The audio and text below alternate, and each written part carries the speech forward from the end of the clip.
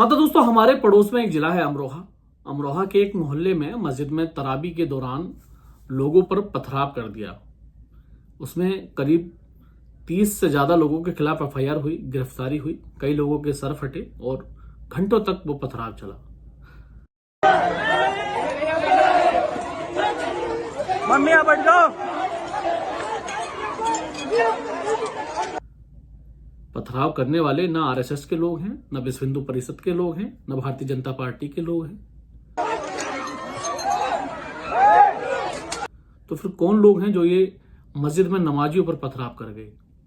असल में ये सभी हाजी और नमाजी हैं जो किसी बात को लेकर नाराज हो गए। फोन चलाने को लेकर बताया गया कि फोन चलाने को लेकर बहस हुई थी और बहस इतनी हो गई कि दोनों गुटों में कई घंटे तक पथराव चलता रहा। पुलिस को आकर दोनों गुटों के लोगों को खदेड़ना पड़ा। 30 से ज्यादा लोगों के खिलाफ एफआईआर हुई है। यहां तो आप शैतान को भी दोष नहीं दे सकते क्योंकि रमजान के महीने में उसे बंद कर दिया जाता है।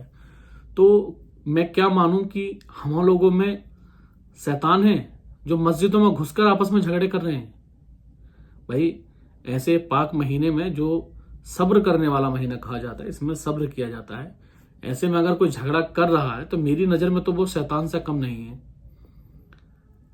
और अभी यही घटना अगर किसी दूसरे मजहब के लोगों ने की होती, ये पथराव आपस में मुसलमानों ने किया, यही कोई दूसरे मजहब के लोगों ने किया होता तो पूरे देश में न्यूज चल रही होती। मुसलमानों ने तमाम रील बना के इसकी रेल बना दी होती घटना की।